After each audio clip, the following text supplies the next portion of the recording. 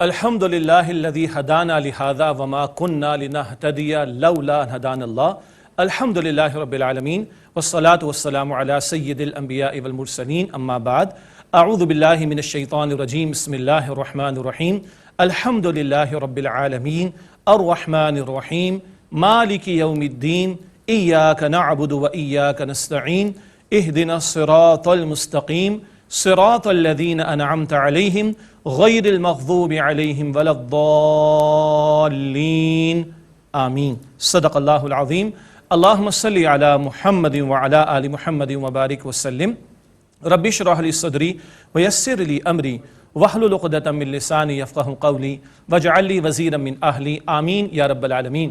ناظرین کرام السلام علیکم ورحمۃ اللہ وبرکاتہ۔ دورہ ترجمہ قرآن سعادت کی بات ہے، قرآن پاک کو سیکھ رہے ہیں، سمجھنے کی کوشش کر رہے ہیں، تلاوت بھی ہو رہی ہے اور اب قرآن پاک کا ترجمہ تشریح بھی ہم سمجھ رہے ہیں۔ خیرکم من تعلم القرآن وعلمہ، نبی مکرم صلی اللہ علیہ وسلم ارشاد فرمایا کہ تم میں سے بہترین لوگ وہ ہیں جو قرآن حکیم سیکھیں اور سکھائیں۔ اور ایک آیت سمجھنا، حدیث سنن ابن ماجہ میں ایک آیت قرآن حکیم کی سمجھنا نبی علیہ السلام نے فرمایا 100 رکعت نفل سے زیادہ افضل ہے۔ کتنا خیر کا کام ہے، اللہ تعالیٰ اپنی بارگاہ میں قبول فرمائے اور ہمیں مزید بہتری عطا فرمائے۔ سورۃ البقرہ کا مطالعہ جاری ہے اور آیت نمبر 61 تک ہم نے مطالعہ مکمل کیا، اور پچھلی نشست میں جو بات تھی وہ یہ کہ ذلیل اور رسوا کر دیے گئے کون؟ وہ جن کو قرآن نے کہا کہ تمہیں جہان والوں پر فضیلت عطا کی تھی۔ فضیلتی ذمہ داری کے ساتھ ذمہ داری پوری کرو، فضیلت برقرار رہے گی، اور ذمہ داری پوری نہ کرو، کتاب کو پس پش ڈالو، ناشکری کے رویے پر آ جاؤ، پیغمبر کا ساتھ نہ دو، تو ذلت اور رسوائی تمہارے لیے مقدر کر دی جائے گی۔ بنی اسرائیل کا ذکر ہو رہا ہے لیکن ہمارے لیے رہنمائی ہے۔ نبی اکرم صلی اللہ علیہ وسلم ارشاد فرمایا لازماً میری امت پر وہ حالات آ کر رہیں گے جو بنی اسرائیل پر آئے تھے، بالکل ایسے جیسے ایک جوتا دوسرے جوتے کے بالکل مشابہ ہوتا ہے۔ فضیلت ہمیں بھی ملی ہوئی ہے، ہاں آج کیا ہو رہا ہے ہمارے ساتھ مجھے کچھ تبصرہ کرنے کی ضرورت نہیں ہے۔ کتاب اگر پس پشت ہے، پیغمبر علیہ السلام کے مشن میں شرکت نہیں ہے، ناشکری ہے، معصیت ہے، گناہ ہے، تو ذلت و محتاجی ہمارے سامنے ہے۔ یہ ہے جو قرآن پاک سورۃ البقرہ کے آغاز میں بنی اسرائیل کا ذکر ہمارے سامنے رکھ رہا ہے، ہماری عبرت اور سبق آموزی کے لیے۔ آئیے مطالعہ آگے بڑھائیں۔ دورہ ترجمہ قرآن کے تعلق سے سورۃ البقرہ آیت نمبر 62 سے مطالعہ شروع کر رہے ہیں۔ اعوذ باللہ من الشیطان الرجیم، بسم اللہ الرحمن الرحیم۔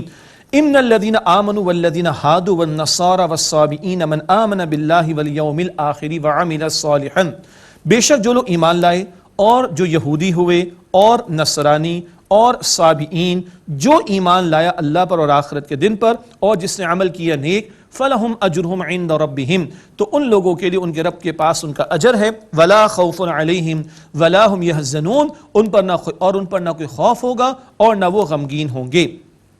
ایمان والوں کا ذکر ہے، یہود و نصارہ کا ذکر ہے۔ صابئین ایک رائے ہے یہ ابراہیم علیہ السلام کے ماننے والے لوگ تھے، بعد میں ان میں بگاڑ بھی پیدا ہوا۔ ہر دور میں جو ایمان لائے اور جنہوں نے نیک اعمال کیے ان کے لیے اجر ہے، لیکن یاد رہے ابتدا میں آیت نمبر 7 میں بھی ذکر آیا، ابتدا میں جو 5واں رکوع تھا بنی اسرائیل سے مخاطبت والا، وہاں نبی اکرم علیہ السلام پر ایمان لانے کا ذکر آیا۔ تو اب کیا ہے؟ اب جو محمد مصطفیٰ علیہ السلام پر ایمان لائے، ہاں اللہ کو ماننا، آخرت کو ماننا کافی نہیں، رسالت پر ایمان بھی ضروری، یہ ذکر پہلے بھی آیا۔ اب اللہ اور اس کے رسول علیہ السلام کو ماننے والے، آخرت کو ماننے والے اور نبی علیہ السلام کی تعلیمات پر عمل کرنے والے یہی ہیں جن کے لیے اجر ہوگا، اور ان پر نہ کوئی خوف ہوگا نہ وہ غمگین ہوں گے۔ پھر بنی اسرائیل پر اللہ تعالیٰ کی نعمتوں کا ذکر ہے اور ان کی ناشکریوں کا بیان اور ان پر آنے والی سزاؤں کا تذکرہ۔ وَإِذْ أَخَذْنَا مِيثَاقَكُمْ وَرَفَعْنَا فَوْقَكُمُ الطُّورَ، اور یاد کرو جب ہم نے تم سے اقرار لیا اور ہم نے تمہارے اوپر کوہ طور اٹھایا۔ اللہ اکبر، ایک خاص کیفیت اللہ تعالیٰ نے سائبان کی طرح طور پہاڑ کو ان کے اوپر بلند کر دیا، اور اس کیفیت کو طاری کر کے کیا فرمایا؟ خُذُوا مَا آتَيْنَاكُمْ بِقُوَّةٍ وَاذْكُرُوا مَا فِيهِ لَعَلَّكُمْ تَتَّقُونَ، جو ہم نے تمہیں عطا فرمایا مراد کتاب، وہ مضبوطی سے پکڑو اور جو اس میں ہے اسے یاد رکھو تاکہ تم تقوی والے ہو جاؤ، یعنی گناہوں سے بچنے والے بھی ہو جاؤ اور عذاب سے بھی بچ جاؤ۔ اللہ اکبر کبیرہ، یہ ہے جو ان سے وعدہ لیا گیا کتاب کو تھامنے کا۔ اس وقت تورات ان کو عطا ہوئی تھی، آج کتاب کس کے پاس ہے؟ ہمارے پاس ہے۔ آج ویلڈ کتاب کون سی؟ قرآن حکیم ہے، ہمیں اسے تھامنا ہے۔ اللہ ہم سب کو توفیق عطا فرمائے۔ اب بنی اسرائیل سے مخاطبت جاری، ثم تولیتم من بعد ذلک، پھر اس کے بعد تم پھر گئے، یعنی تم نے روگردانی کی، ناشکری کا رویہ اختیار کیا، فرمانبرداری کو چھوڑ کر نافرمانی کے روش پر آ گئے۔ فلولا فضل اللہ علیکم ورحمتہ لکنتم من الخاسرین، پس اگر اللہ تعالیٰ کا فضل نہ ہوتا تم پر اور اس کی رحمت نہ ہوتی تو تم خسارہ اٹھانے والوں میں سے ہو جاتے۔ کس قدر اللہ تعالیٰ رحمت کا اظہار فرما رہا ہے، بار بار معاف فرما رہا ہے، بار بار معاف فرما رہا ہے، ہر بات پر نہیں پکڑ رہا، اس رحمت کا ذکر بھی باری تعالیٰ فرما رہا ہے۔ وَلَقَدْ عَلِمْتُمُ الَّذِينَ اعْتَدَوْا مِنْكُمْ فِي السَّبْتِ، اور یقیناً تم نے ان لوگوں کو جان لیا جنہوں نے تم میں سے ہفتے کے دن کے بارے میں زیادتی کی۔ فَقُلْنَا لَهُمْ كُونُوا قِرَادَةً خَاسِئِينَ، تب ہم نے ان سے کہا کہ تم ذلیل بندر ہو جاؤ۔ اللہ اکبر، یہ اصحاب السبت کا بیان ہے، ہفتے والے، سیٹرڈے والے۔ ان کا واقعہ تفصیل سے آئے گا سورۃ الاعراف کے 21ویں رکوع میں، وہاں آیت نمبر 164 165 میں ہم تفصیل پڑھیں گے انشاءاللہ تعالی۔ ہفتے کے دن کو مخصوص کیا گیا تھا اللہ تعالیٰ کی بندگی کے لیے، ان لوگوں نے اس بندگی کے تقاضوں کی خلاف ورزی کی، نافرمانی کا رویہ اختیار کیا، حیلے بہانے بنا کر شریعت کی پاسداری سے فرار اختیار کیا، تو اللہ تعالیٰ نے سزا دی اور ذلیل بندر ان کو بنا دیا۔ اللہ اکبر، یہ قرآن پاک بیان کر رہا ہے۔ فَجَعَلْنَاهَا نَكَالًا لِمَا بَيْنَ يَدَيْهَا وَمَا خَلْفَهَا وَمَوْعِظَةً لِلْمُتَّقِينَ، پھر ہم نے اس وقت کے لوگوں کے لیے اور ان کے بعد آنے والوں کے لیے اسے عبرت بنا دیا اور متقین کے لیے نصیحت کا باعث بنا دیا۔ اللہ کی شریعت سے کھلواڑ کرنے والے، اللہ کے احکامات سے فرار اختیار کرنے والے، اللہ کے احکامات میں رد و بدل کرنے والے، ان کو ذلیل بندر بھی اللہ نے بنایا، بعد والوں کے لیے بھی، اس وقت کے لوگوں کے لیے بھی اور بعد والوں کے لیے بھی عبرت کا نشانہ بنا دیا۔ شریعت آج ہمارے پاس ہے، اس پر عمل ہم سے تقاضا ہے اور اس کے تابع ہونا ہم سے مطالبہ ہے۔ اب اس میں کھلواڑ کرنا اور اللہ کے احکامات میں رد و بدل کرنے کی کوشش کرنا، من چاہی باتوں کو دین کے طور پر اس میں شامل کرنے کی کوشش کرنا، اللہ تعالی ہمیں سمجھا رہا ہے۔ وَمَوْعِظَةً لِلْمُتَّقِينَ، اور متقین کے لیے اللہ تعالیٰ نے اس کو نصیحت بنا دیا۔ اب گائے کا واقعہ آ رہا ہے سورۃ البقرہ، اس میں گائے کا واقعہ جو ذکر وہ اب آ رہا ہے۔ پس منظر کیا ہے؟ ایک شخص کا قتل ہو گیا، بلکہ وہ قتل کر دیا گیا تھا، اس کے قاتل کا پتہ نہیں چل رہا تھا، تو اللہ تعالیٰ نے یہ تدبیر سجھائی۔ لوگوں نے کہا، تو موسیٰ علیہ السلام نے اللہ تعالیٰ سے التجا کی، ایک گائے کو ذبح کیا جائے اور اس کا ایک حصہ مقتول کو لگایا یا مارا جائے تو وہ زندہ ہو کر اپنے قاتل کا پتہ بتا دے گا۔ مطلق یہ محض صرف گائے کا معاملہ نہیں تھا، اس میں اور بھی حکمتیں تھے، حکمتیں بعد میں آئیں گی، مسئلے کا تذکرہ پہلے آ رہا ہے، گائے کا واقعہ۔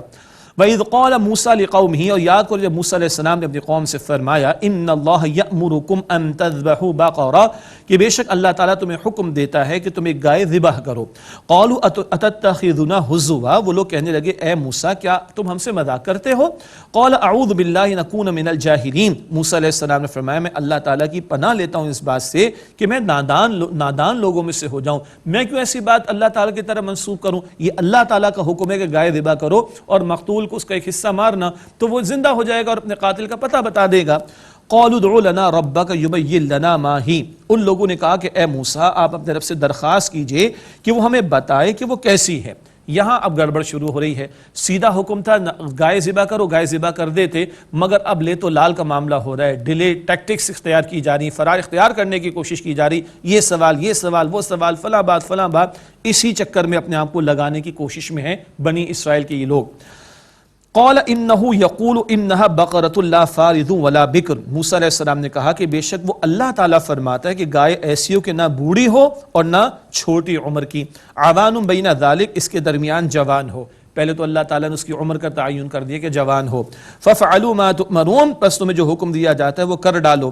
قالوا ادع لنا ربک یبین لنا ما لونها، ان لوگوں نے کہا کہ اے موسیٰ ہمارے لیے درخواست کیجیے اپنے رب سے کہ وہ ہمیں بتا دے اس کا رنگ کیسا ہو، اور مشکل میں اپنے آپ کو ڈال رہے ہیں۔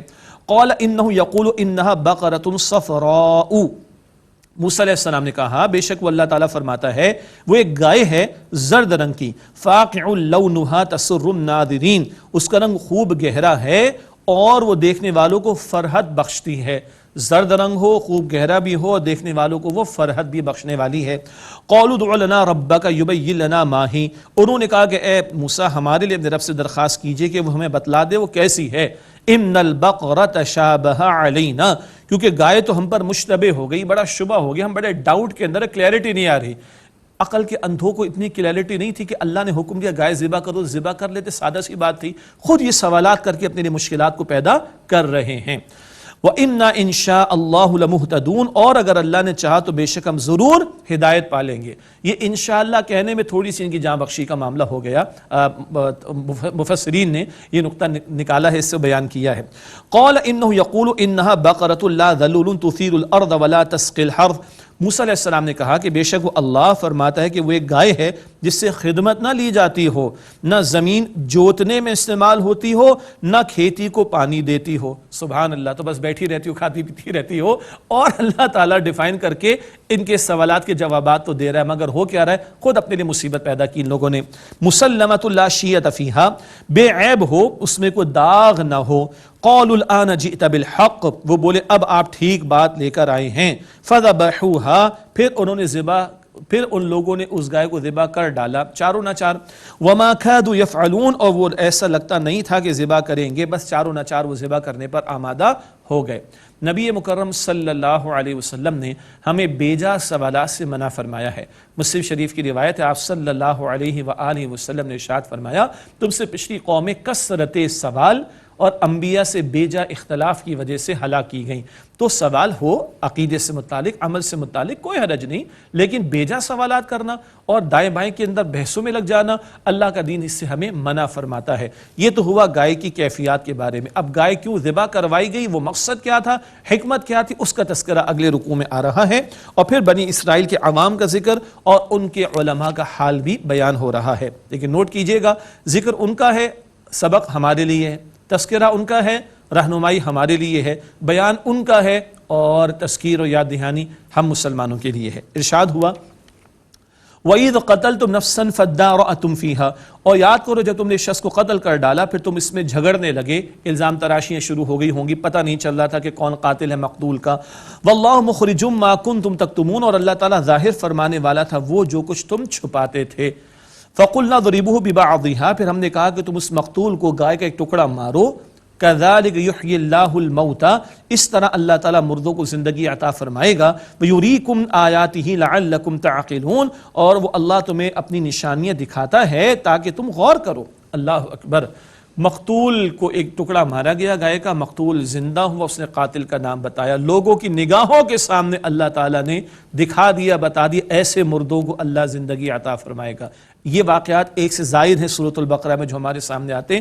تھوڑی دیر پہلے ذکر بھی آ چکا سورۃ البقرہ میں، موت دی گئی، زندگی دی گئی، اور اب اس شخص کا ذکر بھی آ گیا۔ تو ایسے اللہ تعالیٰ مردوں کو زندگی دے گا، تو بعث بعد الموت، مرنے کے بعد دوبارہ زندگی عطا ہوگی، اس کی طرف بھی اشارہ ہو رہا ہے۔ اور ایک اور اہم بات، گائے کا تقدس ان کے دلوں میں پیدا ہو گیا تھا، اور وہ سامری جادوگر والا واقعہ وہ بھی ذہن میں رکھ لیجئے گا، اور خواہ مخواہ کچھ غالب اقوام کی حرکتوں کو دیکھ کر یا کچھ اور اقوام میں اس گائے کے تقدس کو دیکھ کر ان کے دل میں بھی کوئی بات پیدا ہو گئی تھی۔ تمہارے ہاتھوں سے ذبح کروا دیا، کچھ نہیں رکھا اس گائے کے اندر، تمہارے سامنے تم نے اپنے ہاتھوں سے ذبح کر ڈالا، وہ تقدس بھی ختم اور مردہ زندہ ہو گیا۔ ایسے اللہ مردوں کو زندگی دے گا۔ یہ ہے جو اہم مقاصد اس واقعے میں ہمارے سامنے آئے ہیں۔ اور ایک اور اہم تر بات کیا ہے، اللہ تعالیٰ نشانیاں دکھا رہا ہے، اللہ تعالیٰ نشانیاں واضح فرما رہا ہے۔ اب تو تمہارا ایمان پکا ہونا چاہیے نا، تمہاری ایمانی کیفیت بہتر ہونی چاہیے، بڑھنی چاہیے۔ لیکن ہوا کیا، ان لوگوں کا معاملہ یہ ہوا کہ دین میں حیلے اختیار کرنے والے، اللہ کے حکم سے فرار اختیار کرنے والے، جب یہ روش ہو، دین میں حیلے اختیار کیے جائیں، ہاں من چاہی باتوں کو دین کے طور پر اختیار کیا جائے، اللہ کے وعدے احکامات سے فرار اختیار کیا جائے، تو پھر دل سخت ہو جاتے ہیں۔ کتنے؟ اگلی آیت کریمہ، ثم قست قلوبكم من بعد ذلك فهي كالحجارة او اشد قسوة، پھر اس کے بعد تمہارے دل سخت ہو گئے، سو پتھر جیسے ہو گئے یا اس سے زیادہ سخت۔ اللہ اکبر۔ یہ حاملین کتاب امت جن کو کتاب عطا کی گئی، ان کی سختی کا عالم کب ہوا؟ جب حیلے دین میں اختیار کیے، احکامات سے فرار اختیار کیا، دل کیسے سخت؟ پتھر بلکہ ان سے بھی زیادہ سخت۔ حالانکہ پتھروں کا معاملہ اب تو سائنسی حقائق بھی بتا رہے ہیں کہ ان میں بھی حس ہوتی ہے، اور یہ جمادات میں بھی حس ہوتی ہے، سینٹیمنٹس ہوا کرتے ہیں۔ اللہ اکبر۔ اللہ کا کلام کیا بتا رہا ہے پتھروں کے بارے میں؟ وَإِنَّ مِنَ الْحِجَارَةِ لَمَا يَتَفَجَّرُ مِنْهُ الْأَنْهَارُ، اور بے شک بعض پتھروں سے نہریں پھوٹ نکلتی ہیں، اس قدر ان میں اللہ نے کیفیت رکھی کہ پھٹتے ہیں اور نہریں جاری ہوتی ہیں، یہ دوسروں کو فائدہ پہنچاتے ہیں پتھر جن سے نہریں جاری ہوتی ہیں۔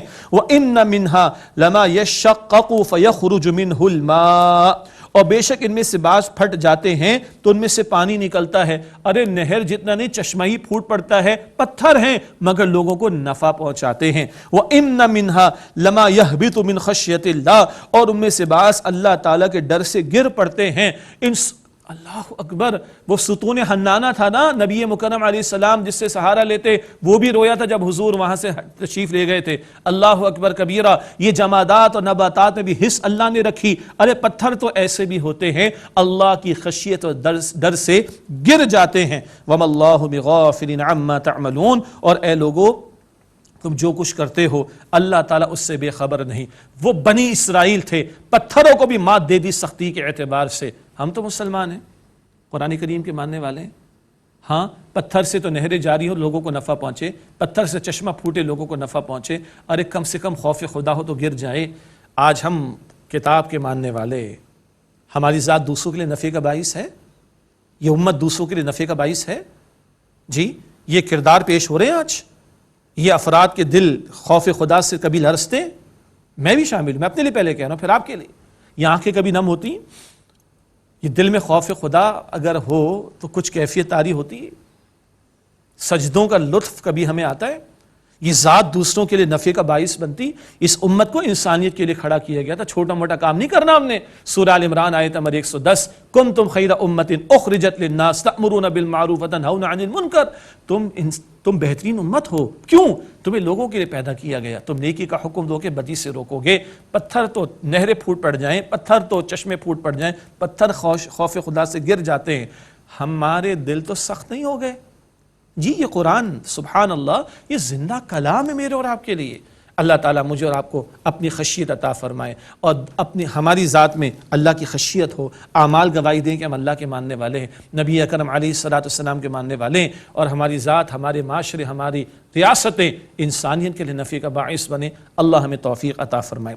اب مدینہ شریف کو ذہن میں رکھیے گا، بار بار ذکر کر رہا ہوں، مدنی صورت ہے، سورۃ البقرہ ہے، ہجرت مدینہ کے بعد نزول ہوا، منافقین بھی موجود ہیں، یہود بھی موجود ہیں، مسلمان بھی وہاں پر موجود ہیں، مہاجرین اور انصار کا مواخات کا رشتہ بھی قائم ہو چکا ہے۔ مسلمانوں کو کچھ توقع رہتی تھی یہود سے، یہ تو کتابوں کے ماننے والے، پیغمبروں کے ماننے والے، ارے وہ مشرکین مکہ صدیوں سے کوئی پیغمبر ان کے نہیں آئے تھے، یہود تو کتابوں کے، پیغمبروں کے ماننے جاننے والے تھے، ان سے کچھ توقع تھی، اللہ تعالیٰ توجہ دلا رہا ہے۔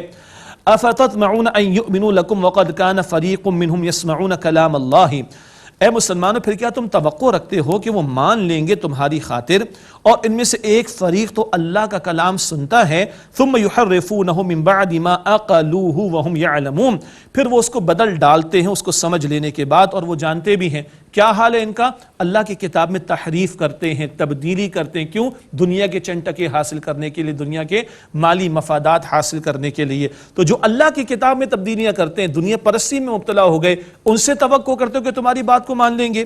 وَإِذَا لَقُوا الَّذِينَ آمَنُوا قَالُوا آمَنَّا، اور جب وہ ان لوگوں سے ملتے ہیں جو ایمان لائے تو کہتے ہیں ہم ایمان لائے۔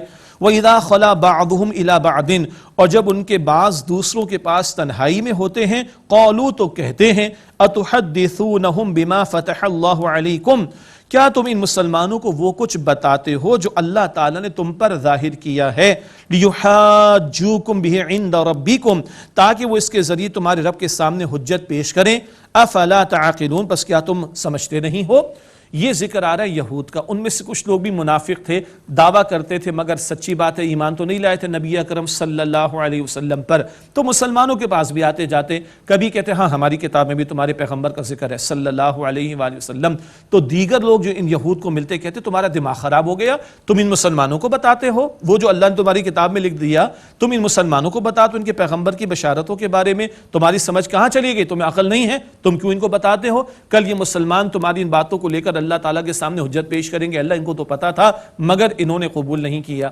یہ ہے جو اللہ سبحانہ و تعالیٰ ان کا ذکر فرما رہا ہے، ان کی مت ماری گئی تھی، یعنی یہ بتائیں کہ مسلمانوں کو تو پتہ چلے گا پچھلی کتابوں میں نبی اکرم صلی اللہ علیہ وسلم کی بشارتیں موجود ہیں، جس رب نے پچھلی کتابیں نازل فرمائی جن میں تم نے تبدیلیاں کر دی، جس رب نے پچھلی کتابیں نازل فرمائی وہ خود محمد مصطفیٰ کو نہیں بتا رہا صلی اللہ علیہ وسلم، اور کیا وہ ان کے ذریعے صاحب ایمان لوگوں کو نہیں بتا رہا؟ یہ تفسیرہ آگے آ رہا ہے۔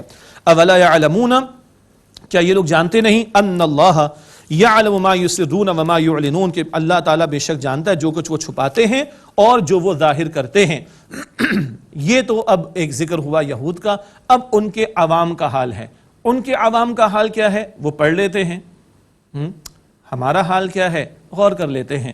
وَمِنْهُمْ أُمِّيُّونَ لَا يَعْلَمُونَ الْكِتَابَ إِلَّا أَمَانِيَّ، اور ان میں کچھ ان پڑھ ہیں جو کتاب نہیں جانتے کچھ بھی سوائے کچھ آرزوؤں کے، وَإِنْهُمْ إِلَّا يَظُنُّونَ، اور وہ صرف گمان سے کام لیتے ہیں۔ ان کے عوام کا حال کیا ہے؟ کتاب پڑھتے نہیں، کتاب کو کھولتے نہیں، کتاب کو سمجھتے نہیں، بس تمنائیں ہیں ہم تو بخشے بخشائیں، ہمارا کوئی مسئلہ ہی نہیں ہے، اور ہاں ہم بہترین لوگ، ہم سب سے اچھے ہیں، we are the chosen people of lord, آج بھی ان کے نعرے لگتے ہیں، پہلے بھی لگتے تھے جیوز کے۔ اللہ اکبر کبیرہ۔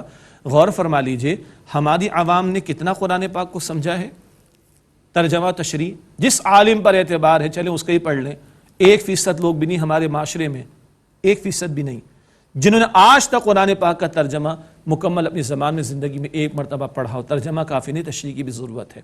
اللہ تعالی ہماری کوتاہیوں کو معاف فرما دے، دعوے نہ کریں، عمل کی طرف آئیں، سمجھنے کی طرف آئیں، اور یہ مبارک موقع اور یہ قرآن پاک کا ترجمہ تشریح الحمدللہ یہ اللہ کی طرف سے ہے، یہ اللہ کی توفیق، نہ بیان کرنے والے کی بس کی بات ہے، نہ سننے والوں کی بس کی بات ہے۔ ذالک فضل اللہ من یشاء یؤتیہ من یشاء، اللہ کا فضل ہے جس کو چاہے عطا فرمائے۔ اللہ ہمیں قرآن پاک سے مزید تعلق کی مضبوطی عطا فرمائے۔ یہ تو عوام کا حال ہے۔ یہود کے علماء کا حال کیا تھا؟ وہ دین فروش قسم کے لوگ تھے، دنیا پرست دین فروش علماء سوء، ان کا بیان۔ فَوَيْلٌ لِّلَّذِينَ يَكْتُبُونَ الْكِتَابَ بِأَيْدِيهِمْ، پس تباہی ان کے لیے جو کتاب لکھتے ہیں اپنے ہاتھوں سے، ثُمَّ يَقُولُونَ هَذَا مِنْ عِنْدِ اللَّهِ، پھر کہتے ہیں کہ یہ اللہ تعالیٰ کے پاس سے ہے، لِيَشْتَرُوا بِهِ ثَمَنًا قَلِيلًا، تاکہ اس کے ذریعے حاصل کریں تھوڑی سی قیمت۔ فَوَيْلٌ لَّهُم مِّمَّا كَتَبَتْ أَيْدِيهِمْ، پس ان کے لیے تباہی اس سے جو ان کے ہاتھوں نے لکھا، وَوَيْلٌ لَّهُم مِّمَّا يَكْسِبُونَ، اور ان کے لیے تباہی اس سے جو وہ کمائی کرتے ہیں۔ اللہ اکبر۔ یہ علماء سوء، یہود کے برے علماء من چاہی باتوں کو اللہ کی کتاب کے طور پر پیش کرتے اور فتویٰ فروشی کرتے، دین فروشی کرتے، لوگوں کا مال بٹورتے۔ کس طرح کی لوگ چاہتے ہیں کہ ان کو رائے دی جائے، ایسی رائے چاہیے بس پیسے دو رائے لے لو۔ استغفر اللہ۔ اللہ کی کتاب میں تحریف، اللہ کی کتاب میں تبدیلی، اور یہ صدیوں سے چلا آیا، ہر سال ان کے ریوائزڈ ایڈیشنز بھی پبلش ہوتے ہیں۔ انا للہ و انا الیہ راجعون۔ یہ یہود کے علماء سوء کا بیان۔ ہاں قرآن پاک کی حفاظت کا ذمہ تو اللہ سبحانہ و تعالیٰ نے لے لیا، اللہ تعالیٰ نے اس کے معنی کی حفاظت کا ذمہ بھی لیا۔ ہاں وہ علماء سوء، برے علماء، دنیا پرست علماء جو من چاہی باتیں دین کے نام پر بیان کرتے ہیں، ان کے شر سے اللہ تعالیٰ ہم سب کی حفاظت فرمائے، دعا کرتے رہنا چاہیے۔ اب ان کی تمنائیں، یہود کی تمنائیں کیا سمجھتے تھے؟ ہم تو بخشے بخشائیں، جنت تمہاری پکی ہے، ہاں تھوڑی سی سزا مل جائے گی۔ تھوڑی سی سزا کس بات کی ہمیں ملے گی؟ اس بات کی سزا تھوڑی سی مل جائے گی، ہم نے کچھ دن کے لیے بچھڑے کی پوجا پاٹ کی تھی۔ ان کی اس وشفل تھنکنگ اور خوش فہمیوں کا ذکر اللہ تعالیٰ آگے فرما رہا ہے۔ وَقَالُوا لَن تَمَسَّنَا النَّارُ إِلَّا أَيَّامًا مَّعْدُودَةً، اور انہوں نے کہا کہ ہمیں ہرگز آگ نہیں چھوئے گی گنتے کے چند دنوں کے سوا۔ قل، اے نبی علیہ السلام پوچھئے، اتخذتم عند اللہ عہدا، کیا تم نے اللہ تعالیٰ سے کوئی وعدہ لے لیا ہے؟ فلن یخلف اللہ عہدہ، کہ اللہ تعالیٰ ہرگز اپنے وعدے کے خلاف نہیں کرے گا۔ ام تقولون علی اللہ ما لا تعلمون، کیا تم اللہ کے بارے میں وہ کچھ کہتے ہو جو تم جانتے نہیں ہو؟ بس چند دن تمہیں جہنم کی آگ چھوئے گی، اس کے بعد تم بخشے بخشائے ہو، تم نے اللہ تعالیٰ سے کوئی سرٹیفکیٹ لکھوا لیا اپنے بارے میں؟ استغفر اللہ۔ یہ ہے ان کی وشفل تھنکنگ، خوش فہمیاں۔ اللہ تعالیٰ ہم مسلمانوں پر رحم فرمائے، ہم بھی تمنا رکھیں، دعا بھی کریں، ایمان کے ساتھ عمل کے تقاضوں کو بھی تو پورا کریں نا۔ محض تمناؤں سے تو جنت کا معاملہ نہیں ہوگا نا، محض تمناؤں سے جنت کا معاملہ نہیں۔ آمنوا کے ساتھ وعملوا الصالحات بھی ہم پڑھ کر آ چکے ہیں۔ آگے اللہ تعالیٰ ارشاد فرما رہے ہیں، ایک یونیورسل ٹروتھ ہے جو اللہ تعالیٰ کی طرف سے اصول عطا ہو رہا ہے۔ بلا من کسب سیئۃ، کیوں نہیں جس سے کوئی ایک بڑی برائی کمائی۔ اہل علم نے بیان فرمایا شرک ہے، کفر ہے، بڑے گناہ۔ بلا من کسب سیئۃ، جس نے ایک بڑی برائی کمائی، وَأَحَاطَتْ بِهِ خَطِیئَتُهُ، اور اس کو اس کی خطاؤں نے گھیر لیا، فَأُولَٰئِکَ أَصْحَابُ النَّارِ، بس یہی لوگ آگ والے ہیں، ہم فیہا خالدون، وہ اس میں ہمیشہ رہیں گے۔ اللہم اجرنا من النار، اے اللہ ہمیں آگ کے عذاب سے بچا۔ اللہ تعالیٰ نے ہمیں ایمان کی دولت عطا فرمائی، اللہ کا شکر ادا کرے۔ اللہ کبیرہ گناہوں سے بھی ہمیں بچائے، صغیرہ گناہوں سے بھی بچنے کی توفیق دے، اور اللہ ہمیں جہنم کی آگ سے محفوظ فرمائے۔ اس کے برعکس فرمایا والذین آمنوا وعملوا الصالحات، اور جو لوگ ایمان لائے اور انہوں نے نیک اعمال کیے۔ دیکھیے بار بار آ رہے ہیں نا، محض دعویٰ کر کے نہ بیٹھ جاؤ کہ ہم ایمان والے ہیں، عمل کا ثبوت پیش کرو۔ والذین آمنوا وعملوا الصالحات، اور جو لوگ ایمان لائے اور انہوں نے نیک اعمال کیے، اولئک اصحاب الجنہ، یہی لوگ جنت والے ہیں، ہم فیہا خالدون، وہ اس میں ہمیشہ رہیں گے۔ اللہم انا نسألک جنت الفردوس، اے اللہ ہم تجھ سے جنت الفردوس کا سوال کرتے ہیں۔ آج کا مطالعہ ہم یہیں پہ روکتے ہیں اور دعا کے ساتھ محفل کا اختتام کرتے ہیں انشاءاللہ۔ بسم اللہ الرحمن الرحیم، اللہم صلی علی محمد وعلی آل محمد وبارک وسلم۔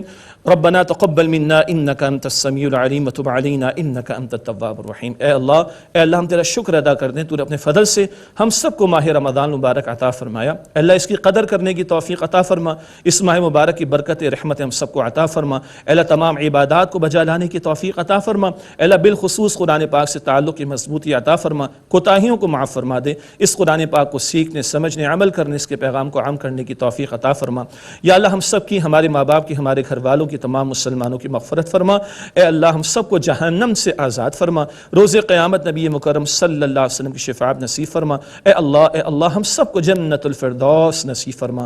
یا اللہ ہم سب سے راضی ہو جا، یا اللہ ہم سب سے راضی ہو جا، یا اللہ ہم سب سے راضی ہو جا۔ وصلی اللہ علی النبی الکریم وعلی آلہ واصحابہ اجمعین، آمین برحمتک یا ارحم الراحمین۔